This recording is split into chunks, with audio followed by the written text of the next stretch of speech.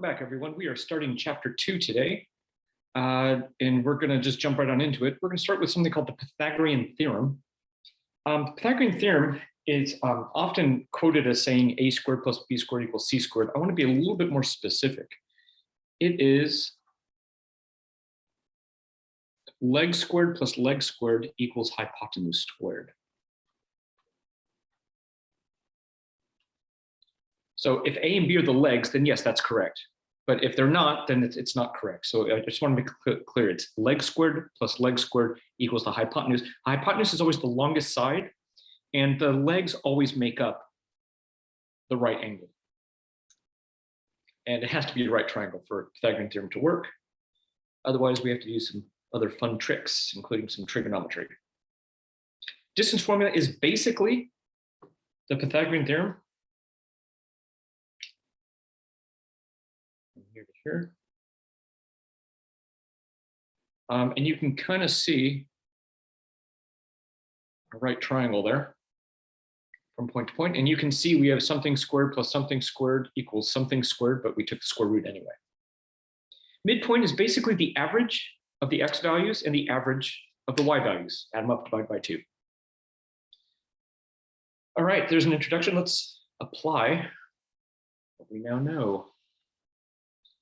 And the distance between these points. So I'm going to call this x sub 1, y sub 1, x sub 2, y sub 2. So the distance is going to be the square root of, all right, x sub 2, that's 4. And I want to be careful with this formula. Whenever there's a minus in a formula, that can often lead to a minus idea, which it's going to do right now. Minus negative 3 squared plus y sub 2, which is 10 minus 7 squared. This becomes 4 plus 3, which is 7. 7 squared is 49. This becomes 3 squared, which is 9. So this becomes a square root of 58. Now, sometimes we may want to leave it like this. Other times we may need a decimal approximation for that, of which we can do. Mine is above my squared button. So second square root, 58.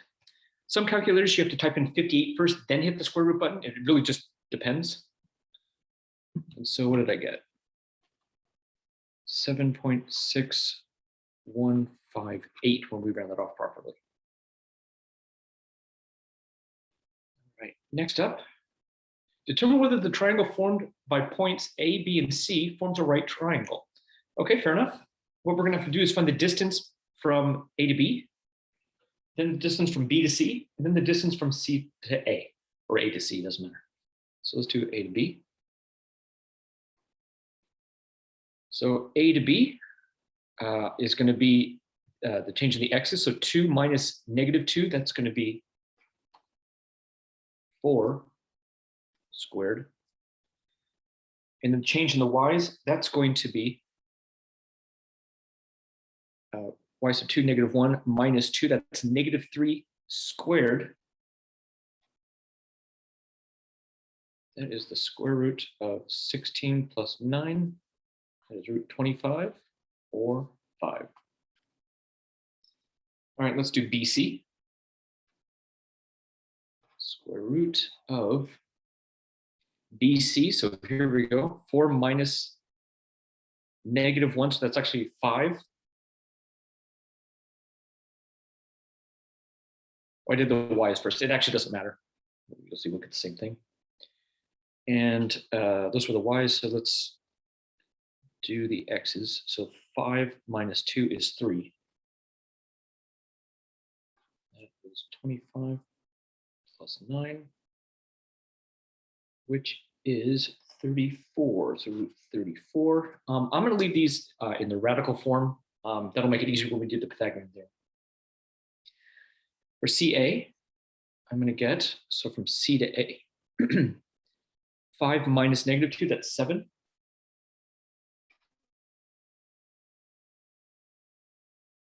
And then 4 minus 2 is 2. So that's 2 squared. Square root of 49 plus 4, which is root 53. Now, in order for this to be true, the longest side, let's figure out the longest side. Root 25 or 34. So this is the longest side. So that's going to be the potential hypotenuse. So I'm going to have to do this.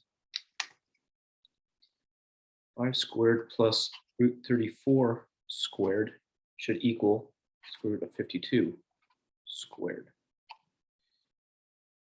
That I don't think is going to work out. So that's 25 plus 34 should equal 52.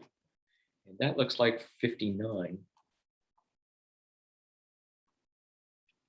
should say rather, does not equal. So not a right triangle.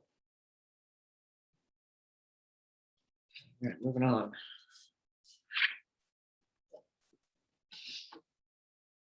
And the midpoint of the line segment joining points P sub 1 and P sub 2. So for the x, it's going to be 6 plus 4 divided by 2, comma, negative 3 plus 2 divided by 2. This looks like it's going to become, that is 10 divided by 2 is 5. That looks like a negative 1/2 to me.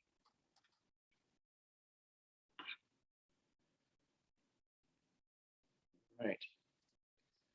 So we're going to do the same for this one, but these numbers are going to be a bit more messy. So we'll be here. So let's see, this is going to be 3/5 plus 1/2. And I'm not going to divide by 2. I'm just going to go times 1/2. I think that's going to make it easier when all is said and done. Then we have the y value. So that's negative 2/3 plus 4/5 times 1/2.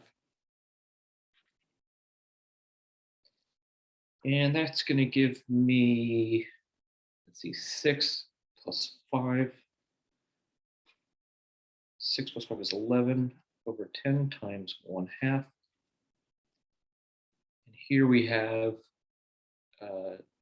negative 10 plus 12, that's 2 over 15 times 1/2, which gives us 11 over 20, comma.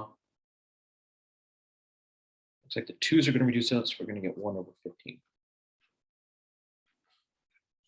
Not too bad, relatively easy section.